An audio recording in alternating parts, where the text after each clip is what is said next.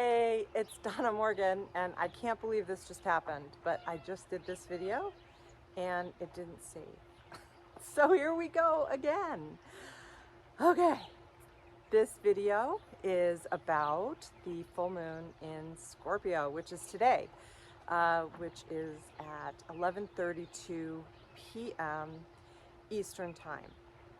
And you know, the Scorpio moon kind of gets a bad rap. People are afraid of it because it's intense, because it can bring up the shadow part of ourselves, the things that we want to hide.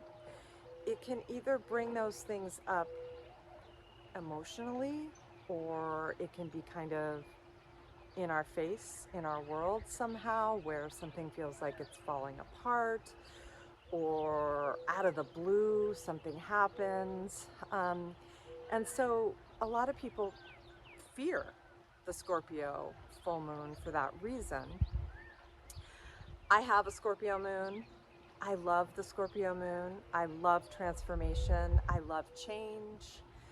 That's what I do in my work with people, is I help them to change, to be brave and to change and to take the leap and jump off the cliff and let go of anything that is blocking them. And that's what this moon is about.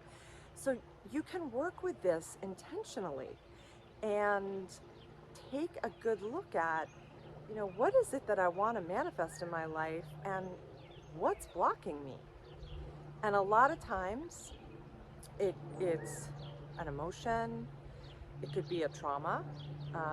It could be a person in your life that isn't healthy and that you're just holding on to because the unfamiliar of not having that person in your life feels scarier for some reason than letting go.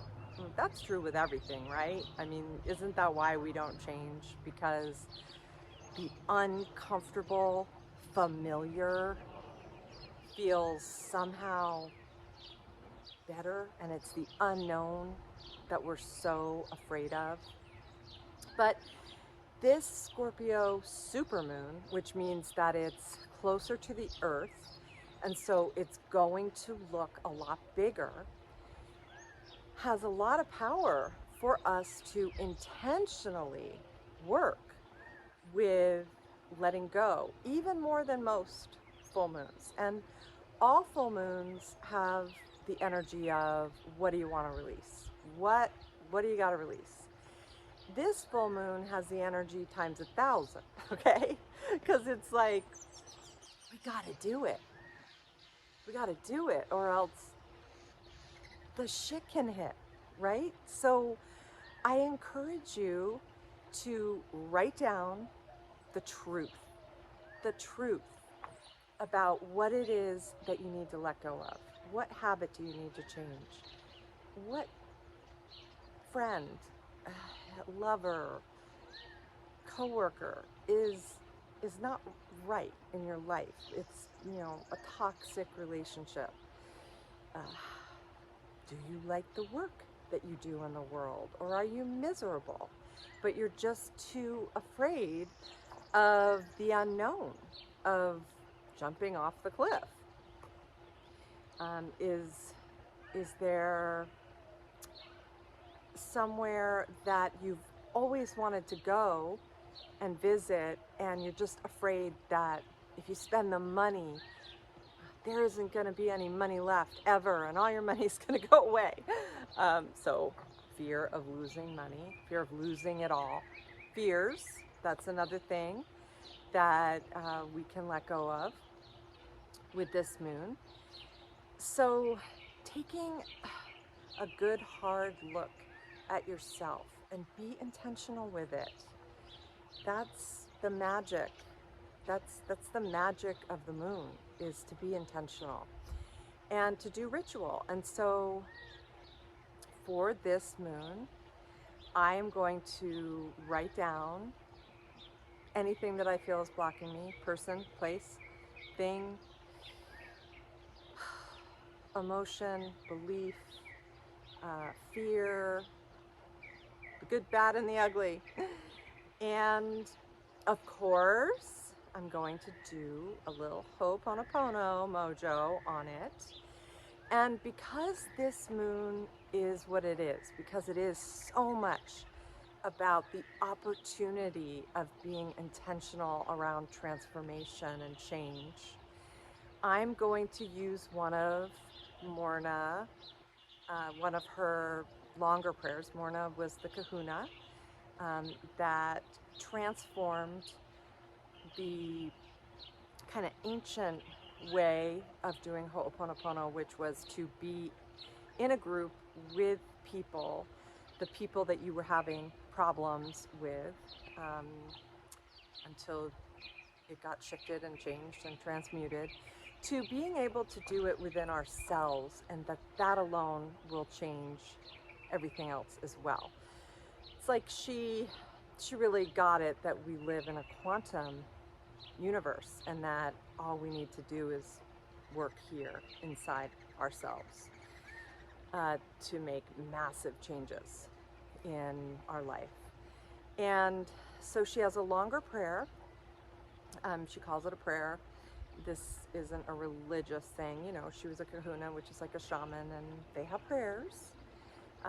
So this is a way to work intentionally with your list in a more powerful way than just, you know, doing the I love you, I'm sorry, please forgive me, thank you mantra. And I don't say just to minimize that, because it's powerful, but this just takes it to another level.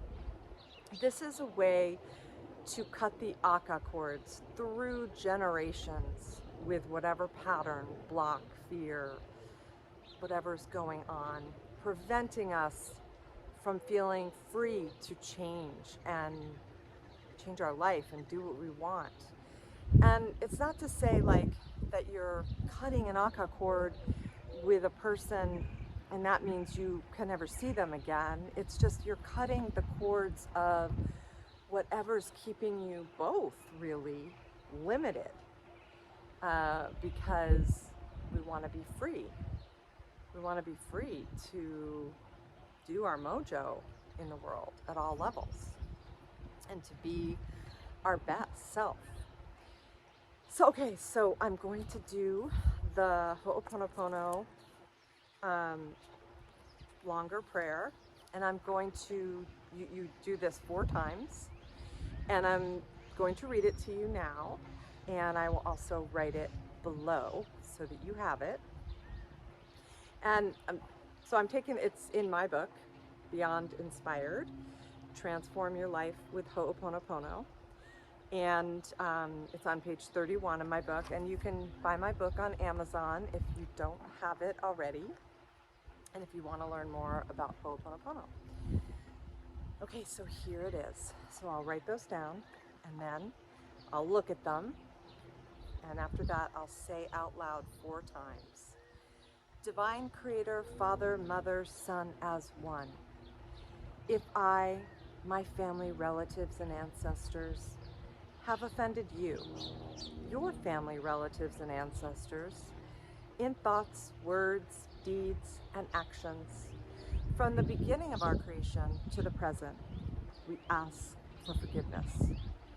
Let this cleanse, purify, release, cut all the negative memories, blocks, energies, and vibrations, and transmute these unwanted energies to pure light. And it is done. So do that 4 times. And I always like to pick a crystal with the new moon and the full moon rituals that I do. And I have a lot of crystals. I just pick whatever is standing out to me. And this time it's this one. It's a Dalmatian jasper. And the funny thing is this crystal is about playfulness, being more of the child within us when we feel hard emotions, when we don't feel good, when something comes up that might be difficult. to be more like a child and be playful with it and to let it go.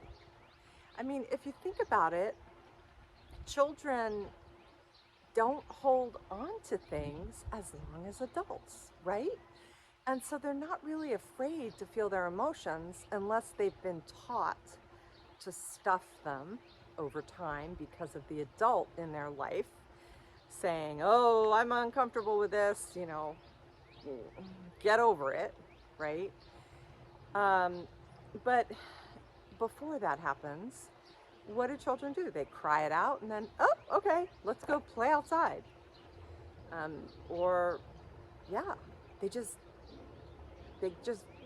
are trust the process of working through emotions more than we do as adults. So I really think this is pretty perfect because it's about being playful and not being afraid of our emotions.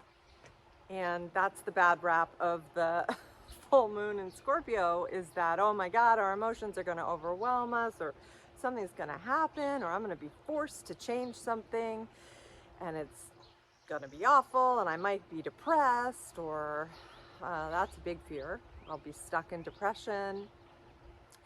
And so be like a child. Trust, move through, move on to the next thing. You don't have to be stuck. You don't have to be afraid. And when you do work through things, then things can change for the better and you can just move on in your life. And you're stuck when you're trying to put your head in the sand and pretend that something doesn't exist. Like not loving your work in the world, or feeling like you have to leave a relationship even though it makes absolutely no sense to anyone in the outside world, but you know you're miserable and feel suffocated and stuck or whatever.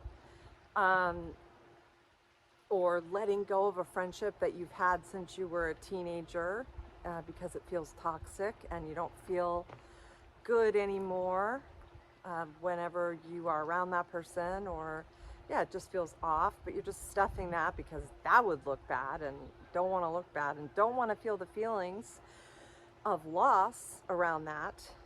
You get what I'm saying? Okay, so don't be afraid of working through things and be playful. And then I'm going to take that list and I'm going to love this. I'm going to so love this.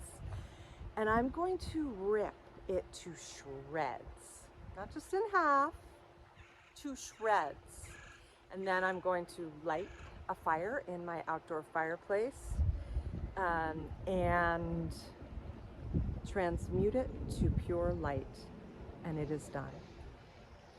So you can do it in a fireplace, you can do it in a fire pit, you could do it in a bowl and still get the same effect. Then I'm going to take a bath in Hawaiian sea salt. If you have sea salt of any kind, that would be the thing to do, because it cleanses your energy of everything that you're wanting to let go of. And I'm gonna light a candle in the bathtub as well. And rest, just kind of chill, meditate, do the Ho'oponopono magic mantra in there. And if you happen to live by an ocean, the best thing you could do is go jump in the ocean. Even if it's a cold ocean like California is right now, just jump in real quick, jump out, because that's the best way to cleanse yourself, with actually the ocean and the waves and the salt in the ocean and real time. I'm in Arizona right now, I'm not on Kauai, so I'm gonna take a bath and that's gonna just have to work. But if you are by an ocean, I recommend that you do that. All right, well, the last thing that I want to do, when I was looking for the prayer in here to read, I came upon a quote from Dr. Hugh Len, who is a well-known teacher in Ho'oponopono and co-authored a book with um, Joe Vitale called Zero Limits. So if you've read that book, I know you know who I'm talking about.